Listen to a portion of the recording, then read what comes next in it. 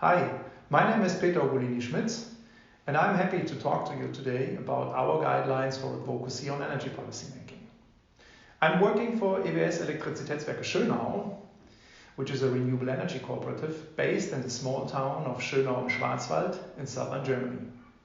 The origins of our cooperative date back to a local action group that decided right after the Chernobyl disaster in 1986 to set up a sustainable energy supply system as an alternative to nuclear power. My team works in the Berlin office, which exists since 2018 right in the city center. We represent the interest of EWS towards energy policymakers and political parties, government institutions, but also umbrella organizations and environmental NGOs. As the head of energy policy, I would like to deep dive with you today into our advocacy concept.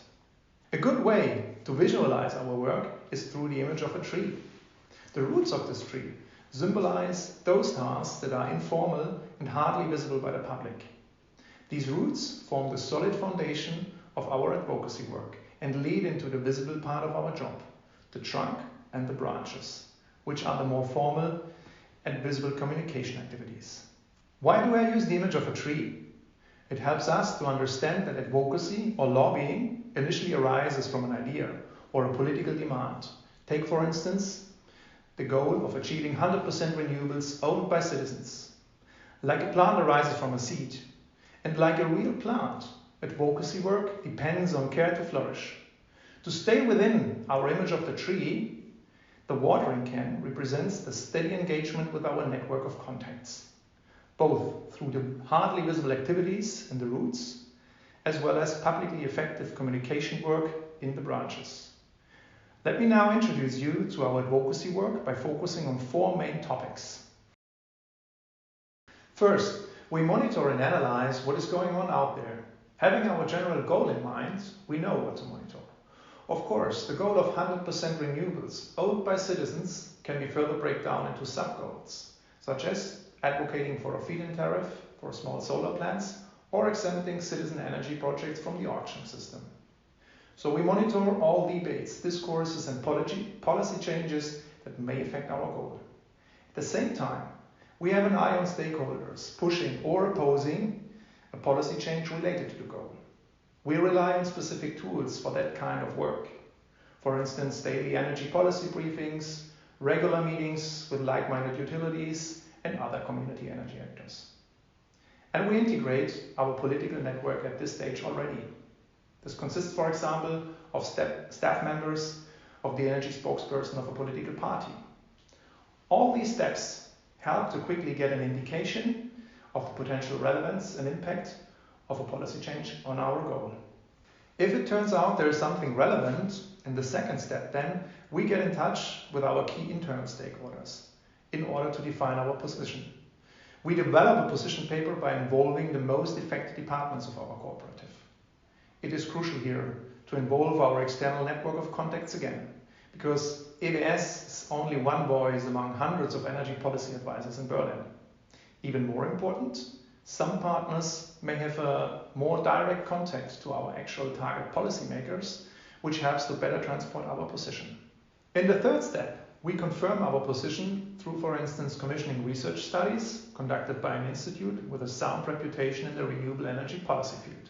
That gives us more credibility towards target policymakers because objective data is used and it is documented in a transparent manner. It allows us to discuss our position with our target stakeholders in public. We do that, for example, by organizing panel discussions where we invite target policymakers from different political parties and from the government. The fourth topic is the format of political communication, or the question of how to transport our position. Let's return to the image of our tree. The lobby tree shows there is a wide range of activities to make our voice heard in the energy policy jungle. A key element of our work is the use and development of our network. Maintaining a dialogue with relevant stakeholders to our goal makes our lobby tree stronger and stronger. Setting up a network takes time. In particular, when you start campaigning towards decision makers, it is a quite challenging task. And changes don't come overnight.